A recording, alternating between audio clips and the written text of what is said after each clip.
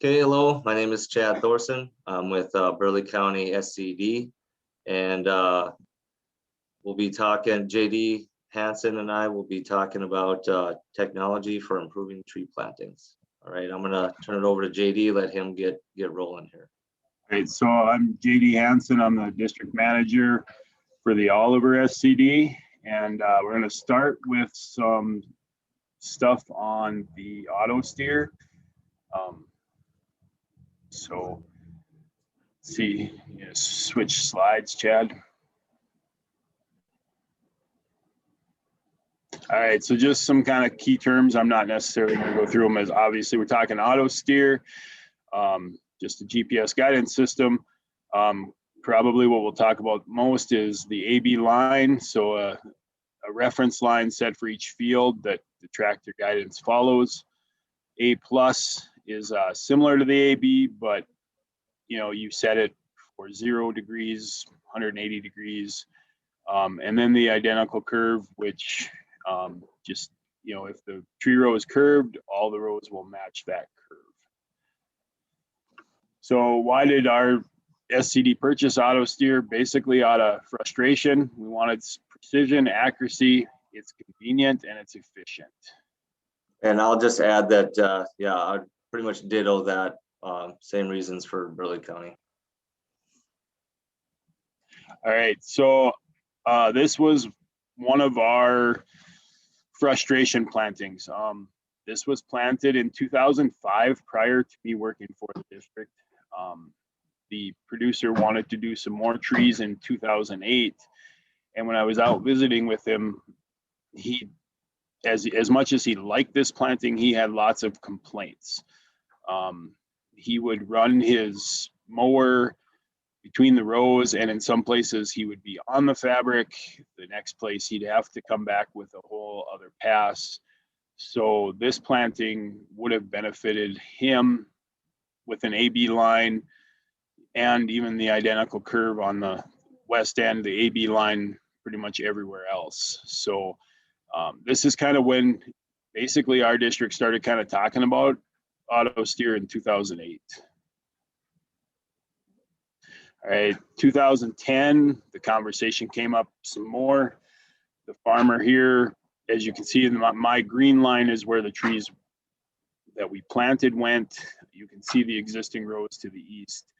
The complaint there is, even though the row is straight, it's not straight with the existing trees. So as the producer seeded his crop, he ended up making an extra round and a half on one end and being short on the other end. So again, an AB line or an A plus using the existing trees would have taken care of that for him, making it equal all the way through. All right, so auto steer, the first year, I guess I see an error because we bought it in 17. So this was planted in 17 with auto steer, not 16. You can see the rows look straight, uniform, just kind of a planting that we were excited to do. So this was our first go at it, and it turned out great. And I'll just add here, as you can see, I mean, you can get the rows extremely straight with minimal effort. Here's a video that we took. This is a renovation, and just kind of give you an example of what it looks like running.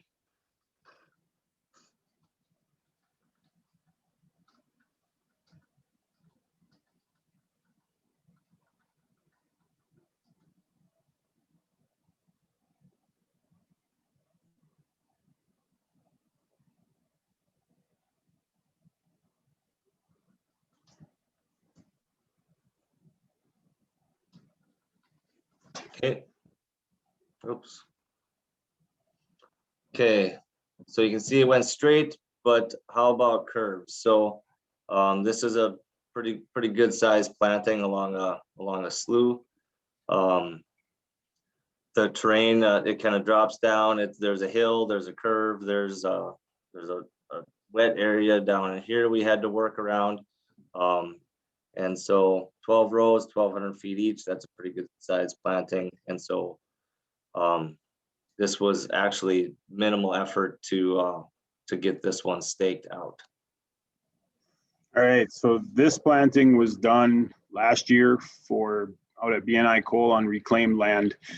And you can see per my planning, I had 3 orange straight lines, not what we had out there, as they wanted to follow this drainage that they built. Again, it's the curves, the ability to use it to match the curves. All the rows are exactly the same. You would spend hours, if not days, staking something like this so that a driver could follow it. In fact, we had a few stakes put out there on the inside row of each planting along the drainage and a start and finish point. And all the rows we were able to match all the rows without wasting that time staking this planting. Okay, so this is something that, I don't know if this has ever happened to you, but this is that same tree site that I showed earlier. You can see here's that low area. This is in 2019. If you remember, it was a pretty wet year. So we planted the trees and then it started to rain and it didn't quit raining. And so we couldn't get in there to do the fabric. And so we came back finally.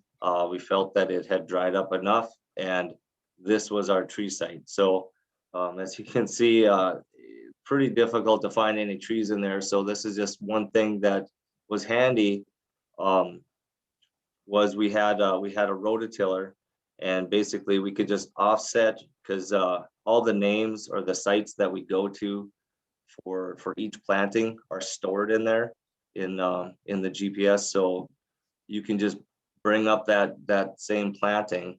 And what I did was I just scooted the lines over 4 feet, and so that they matched up with the edge of the rototiller, and used the same system for the tree planting for this rototiller. And here's a video of how that turned out. I mean, obviously it's gonna be pretty difficult to fabric this site, and even to find the trees, and to go in there and try to weed something like this by hand would take forever. So this is one big benefit that we found.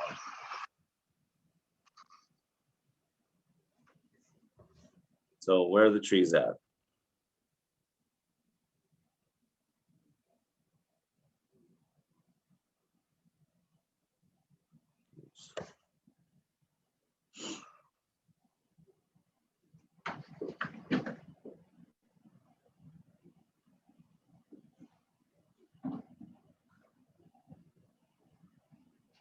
So there's a tree. There you can see the tree there.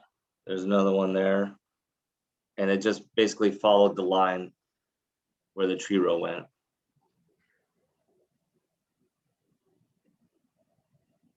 And this is what it ended up being when we got done. I don't know, I felt like, even though it did take some more time to do this, it was way faster than trying to hand weed and getting people to do that. All right, so I guess the question I get asked is what did we purchase? We are running the Case IH FM 750 with an easy steer. Purchased it the spring of 17 at a cost of just over $7,000. That included the labor to install. We do pay yearly a GPS subscription to about $450. We initially had tried a smaller unit, and we ended up going with the 750 because of speed. With this one, you have to be going over 1 mile per hour. So we do not get to use it with our fabric. I think the next model up, you'd be able to go even slower, but we are, for some of our fabric, we can't use it for, but so do check, if you are going to look at this route, do check on the capabilities, because like I said, we initially bought the 500 and couldn't go slow enough to do our tree rows. Okay, and then this is what we bought. It's a little different unit than what JD had, but it was definitely a little bit more expensive. We have the auto track, the steering wheel, the Universal 200, and the Green Star display, the 2630, and then we have the SF1 receiver. So with the SF1, there's a one-time cost or the activation of $2,900, but we don't pay yearly. That's just a one-time activation. If you do the SF2, that you have a yearly subscription. I don't know what that is, but it's the steering wheel. I will add that we have an open cab as you noticed with that video that I showed. So we do have to, every day if we leave the tractor out on site, we have to cover that steering wheel up. I don't know if it'll be an issue. I don't think it's the most waterproof thing. It's been pretty decent because there's been a couple times where we forgot to do it and it might have, rained a little bit or something like that. But we just use a garbage bag or something to make sure that that's covered when we leave. And then we just take the display off every night. So that's what we have.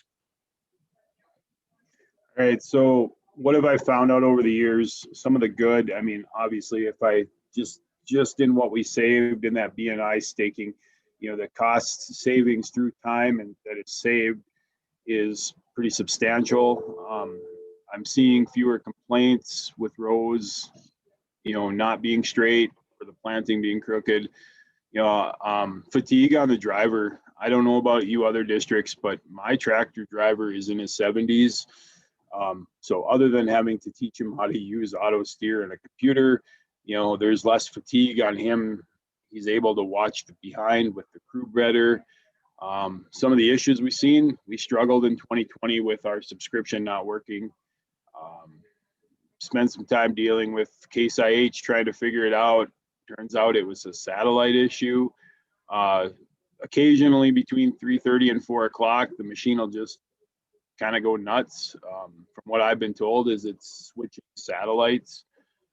And then just the investment of it, is kind of steep, but I know it's paid for itself many times. Yeah, and I would agree with most of that. The cost savings, fewer complaints. We haven't really had too many issues with ours acting up.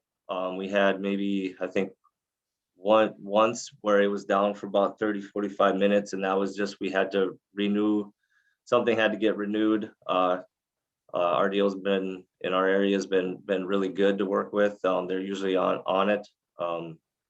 I did hear that our rep that I usually work with isn't there anymore, but hopefully won't cause any issues for the future. I also will add that we don't use ours for fabric. That's a separate machine, so we don't actually use our GPS for fabric. And I guess one other thing I'm going to add that I forgot was, we use it for other things too.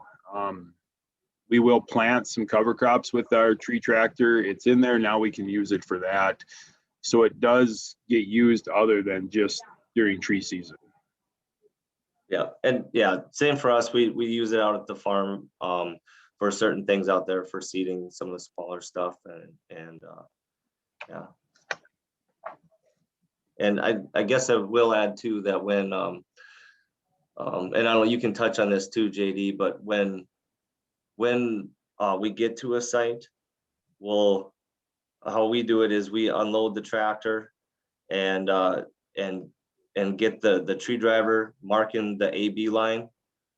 And while they're doing that, we're getting the trees prepared from the van. And then once they get the AB line set, the tractor usually comes back so maybe they do the AB line on the inside row and come back on the outside row to make sure that everything's working correctly. And then they come back and we load trees and we go plant. Yeah, and we'll do that. We'll also load everything up, mark our A, drive down to the B, mark that, turn around and plant back. I do try to get stakes out on both ends so that, you know, even though I'm not staking the whole planting, I'm staking the ends on both plantings so that we can make sure, you know, we're lining up where we're supposed to be. So there are different ways to do it. And I mean, everybody will probably adjust to what works best for them, but I've done it the way Chad talks about, you know, where they're getting things ready and he's just running to make sure everything lines up with what I staked. And then we've also done it the other way where we just kind of take off as we go. So. Okay, I guess I'll kind of take over here, and JD, feel free to weigh in on anything that you feel. So I'm gonna talk a little bit about some of the apps on my phone that I use for planning tree sites. So this is the main one. I don't know, I'm sure a lot of you have heard of this one. I also use this for lots of other things, fishing, hunting, stuff like that. But it really comes in handy for planning tree sites, making sure you're on the right area. There is a $30 yearly subscription. My opinion, if it was more, I'd pay it because it's worth it. So I'll just get into this one. Okay, super handy. You can, when making sure you're on the right person's land or in the right area. It tells you who owns the land, where the properties boundaries are. Property boundaries probably aren't, they're very, very close. Some of them they're right on. Other ones, you know, you got to be kind of careful with just going off of this, but you can see here. Okay, so here's a landowner, and then here's a property boundary here. So there's no fence line or anything to measure off of. Let's say if you were going to plant trees along this line. So this is just kind of a good reference to say, okay, the property boundary is here. And it's just kind of a handy tool there. So, and these are all pretty much just screenshots of my phone. So this site here, the landowner these are proposed tree sites. And so when I met with him out there, we were just kind of looking at the different options. And so the blue line, there's a tracking tool on the phone. You just click on that and it will, like, yeah, over here, and it'll just follow you. And so basically I walked from here to here, and that it just followed, and these are proposed tree lines, and so I can get approximate distances. Usually it's fairly close. And then here's another proposed tree planting line, and I can take this back, or I can bring it up on my computer at work, and I can reference it to Google Earth or whatever to make sure that I'm in the exact same spot when planning. And it'll tell you here, so I clicked on this one here, it's highlighted. It's about 118 yards roughly. And the waypoints were used in there. I knew there was some possible soil issues as far as tree planting, and I'll get a little bit into that in the next few slides. But the waypoints I took, that's where we took the soil samples for the soil investigation. They were out there as well for this. So there's a few other tools, and then it'll save it all into your content here. On previous ones, you can bring that up at any time, and it's just nice to have them all saved in there. Okay, so that's pretty much it for the Onyx hunt. So this is another one here. This is a free app. This is what I use for checking soils. So most of the time I have a lot of the stuff prepared ahead of time, as far as before I go out to the site to meet with the producer.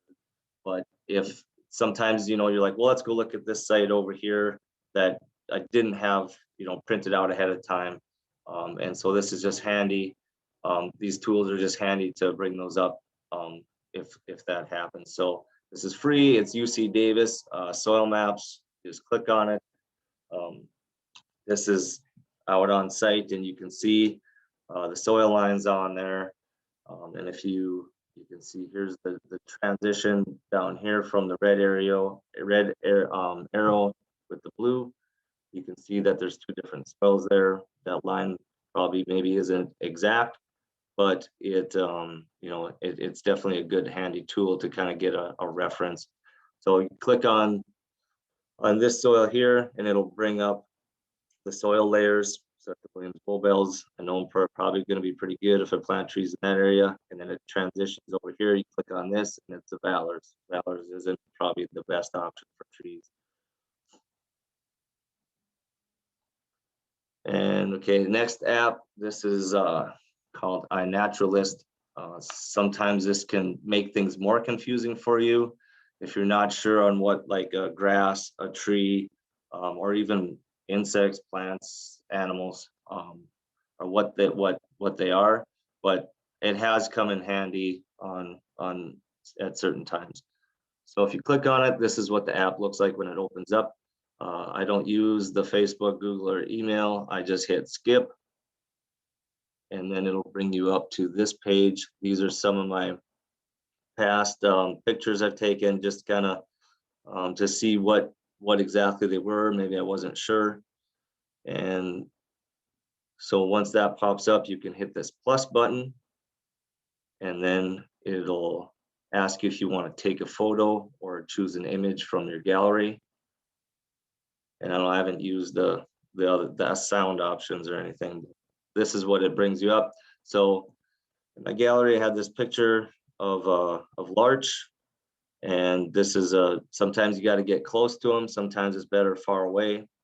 But you can see it tells me it's a larch. So this is one time where it'll get you close. I'm not saying that it's exact, but like, is it a European, Siberian? I'm not exactly sure, but it tells you it's a larch, so that's handy. So here's another one with my brother-in-law with his fishy cat, and it tells me it's in the pike family, and it's probably a northern pike.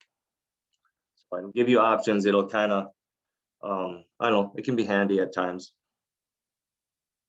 Okay, so that's kind of it for the apps part, for the phone apps. But I do use Google Earth a lot. This is my main tool for planning. Cons 4s for filling those out. It's just really handy tool, fast. You can see I have a lot of the producers that I've met with. These aren't exactly every tree planting I'm doing, but it's just nice if they contact me and they're talking on the phone about their site. I can just open this up, click on the pin there, and it'll zoom right in on that. And it's just kind of, I'll also print this out once it's finalized as far as where all the tree sites are. And I'll print this map out and put it in the tree shed. So every morning when we're planning where we're going that day for tree planting or fabric, that the crew knows where they're going. We know the area that we're working with. And then once we've either did the fabric or the trees, we can cross them off this list and everybody's kind of on the same page.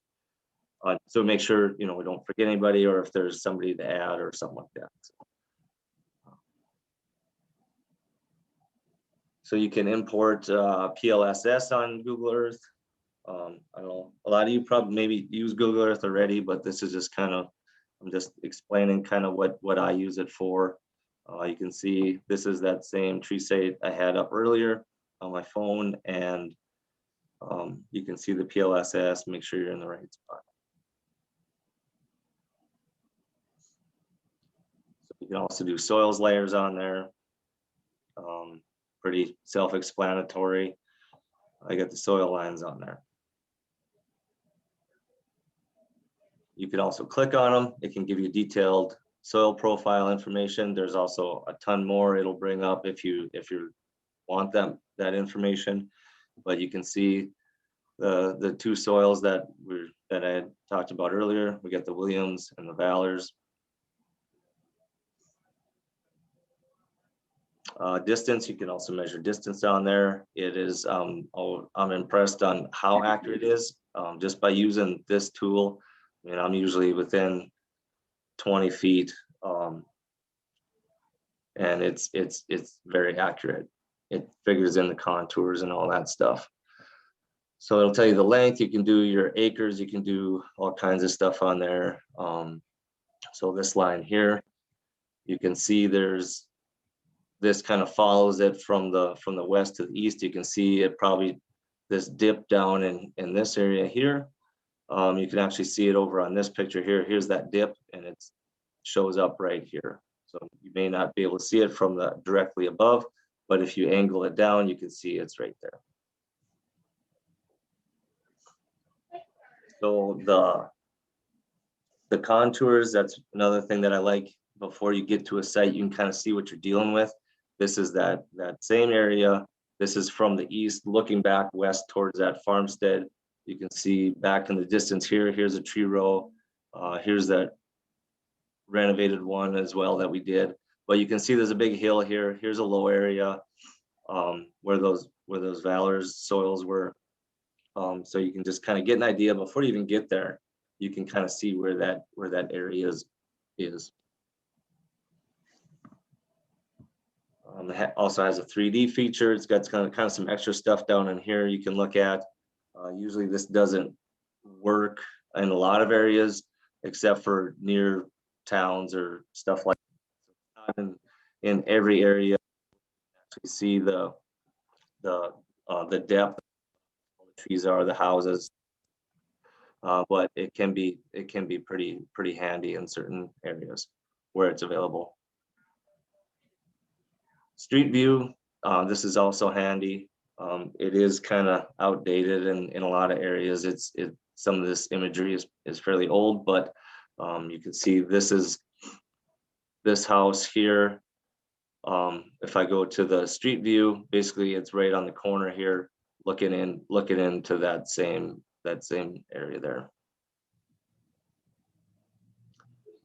Another feature is looking back in time. If you click on right here, you can basically just scroll back through the years. I use this a lot for different things. Wet years to see how much water or how much water was in that slough. If I'm planting trees, how far back should I stay back? 19 was fairly wet, but if you look in 14, it was actually more water in there.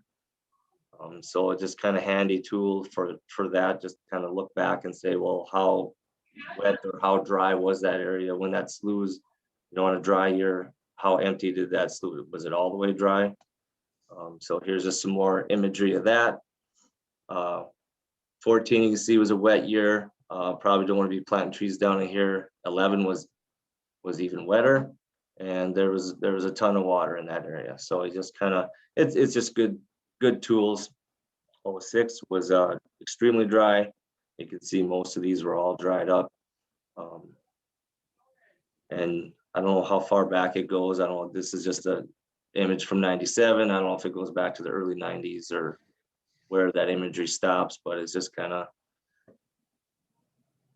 nice to reference that. Topo map, you can also import that if you need that tool.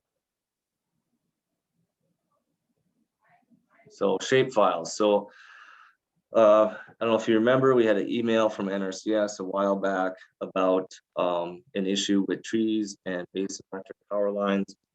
So I called Basin Electric and asked them where the issues were, or asked them which power lines they were talking about. And so he just emailed me this shapefile, drug it into my Google Earth, and boom, it just populates. And here's that line right here where this red arrow shows.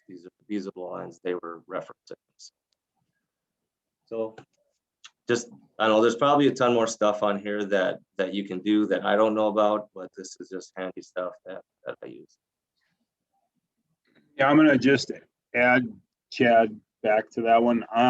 Some of the things I'm using Google Earth for is just to kind of map where we're working, whether it's our soil sampling, whether it's the stuff we're custom seeding or where our drill is being rented out to, I can use that map, kind of like your map with your pins on it of where you're planting, but I can show my board where and what we're doing throughout the county. You know, we just go in and we draw our fields just like you would in an equip contract, and I click soils, and this is who I got, what fields I got left. You know, it's just a handy tool that I think I'm just scratching the surface. I feel like you're probably a lot more in depth into it, and I've got a long ways to go, but just scratching the surface on it, I've loved what it's been able to do for us. Yep, I would agree. All right, with that, that's all we got. Thank you. Thank you.